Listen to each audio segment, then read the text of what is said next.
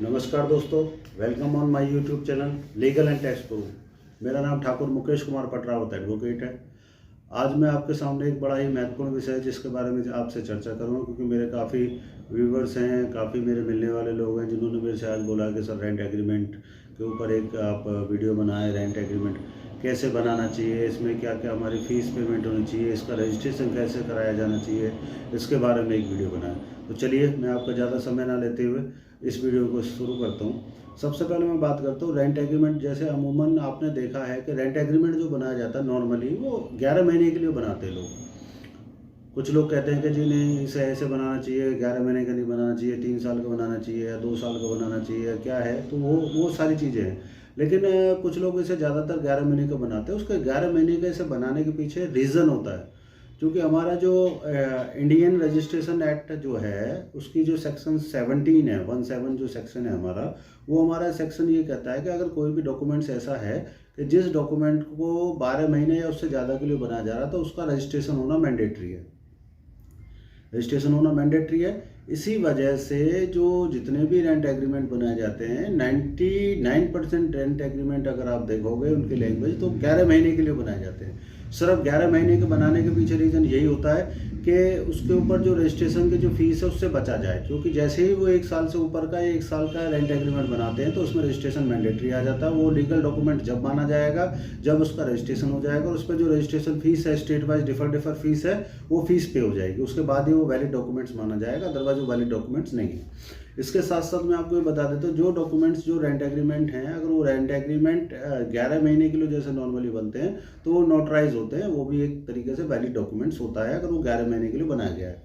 अब मैं यहाँ पे आपको ये बताना चाहूँगा कि जो टीनेंट है, हमेशा ध्यान रखें, जो टीनेंट है वो हमेशा टीनेंट ही रहेगा और कभी भी ओनरशिप का दावेदार नहीं हो सकता है।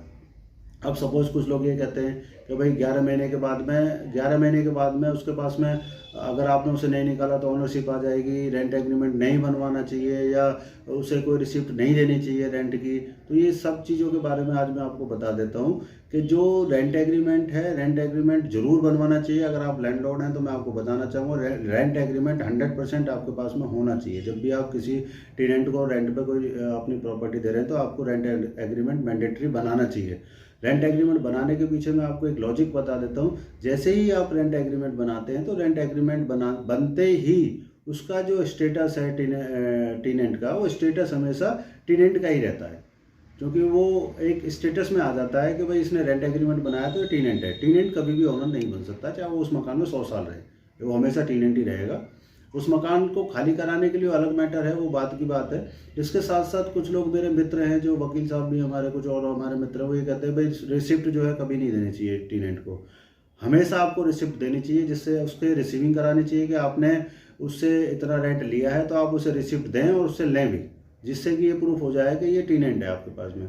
तो हमेशा ध्यान रखें, जो रेंट एग्रीमेंट है वो बनना चाहिए, हमेशा रिसिप्ट आपको हमेशा देनी चाहिए। अब मैं इसके बाद ये बताता हूँ कि जैसे कुछ लोगों ने अपना जो रेंट एग्रीमेंट है वो 11 महीने का बनाया है, वो 11 महीने के बाद में वो जो रेंट एग्रीमेंट है उसे रिन्यूअल नहीं कराया है। तो मैं आपको ये बता देता हूँ, अगर आपने रिन्यूअल नहीं भी हुआ है और वो टेनेंट वहाँ पे रह रहा है तो उसमें जो कंडीशंस है वो कंडीशंस हर साल के लिए ऑटोमेटिक रिन्यूअल होती है, मौखिक एक तरीके से मान लिया जाता है। और जो उसमें कंडीशंस हैं, जैसे आपने देखा होगा 11 महीने के बाद में आपको इतना % इंक्रीज करके देना पड़ेगा, तो ऑटोमेटिक कंडीशन अप्लाई होती रहेगी। टेनेंट कभी भी ये नहीं कह सकता कि जी मैं टेनेंट नहीं हूँ, मेरा तो ये 11 महीने का वो ख़त्म हो गया है और अब मैं इसमें एडवर्स पोजीशन में, या मैंने 10 साल 12 साल 14 साल 20 साल में इसमें रह लिया तो एडवर्स पोजीशन में। टेनेंट कभी भी एडवर्स पोजीशन में नहीं जा सकता है, ये मैं आपको बताना चाहूँगा। और दूसरा, इसके साथ साथ कुछ मेरे मित्र हैं, वो ये कहते हैं कि रिसिप्ट वगैरह नहीं काटनी चाहिए। रिसिप्ट भी जब आप रेंट ले रहे हैं तो आपको रेंट की रिसिप्ट भी देनी चाहिए, वो भी एक आपके पास में एविडेंस होता है कि ये हमारे यहाँ पे टेनेंट है, इसका ये प्रूफ के लिए होता है। अब आपका जो भी डॉक्यूमेंट्स है, अगर आपने कोई भी रेंट एग्रीमेंट है, रेंट एग्रीमेंट ऐसा बना है जो रेंट एग्रीमेंट आपका मोर देन 12 मंथ के लिए है या 12 मंथ के लिए हो, तो आप हमेशा ध्यान रखें वो लीगल वैलिड डॉक्यूमेंट जब भी माना जाएगा जब आप उसको रजिस्टर्ड करोगे और उस पर जो स्टेट वाइज रजिस्ट्रेशन फीस है वो रजिस्ट्रेशन फीस पे करोगे। अब मैं आपको थोड़ा सा समरी कर देता हूँ यहाँ पे कि रेंट एग्रीमेंट जो है हमेशा बनाना चाहिए। रेंट टेनेंट को हमेशा रिसिप्ट जो है, कैश रिसिप्ट है वो देनी चाहिए और उसकी एक कॉपी हमेशा अपने पास में रिसीव करा के रखनी चाहिए। तीसरी बात, अगर आपका कोई भी रेंट एग्रीमेंट ऐसा है जो 12 महीने या उससे ऊपर के लिए हो तो उसको हमेशा रजिस्टर्ड कराना चाहिए, और उसको रजिस्टर्ड कराने के बाद में उसमें जो है जो रजिस्ट्रेशन फीस है वो हमेशा पे करनी चाहिए। इसके साथ साथ मैं आपको ये बता देता हूँ कि टेनेंट जो है उसके पास में कभी भी एडवर्स पोजीशन के राइट्स नहीं होते हैं। ये चारों पॉइंट हैं।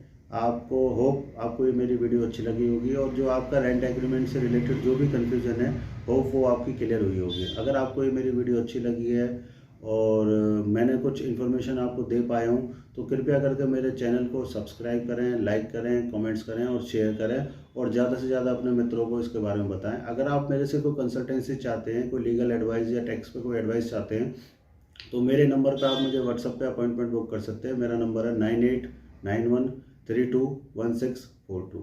धन्यवाद दोस्तों।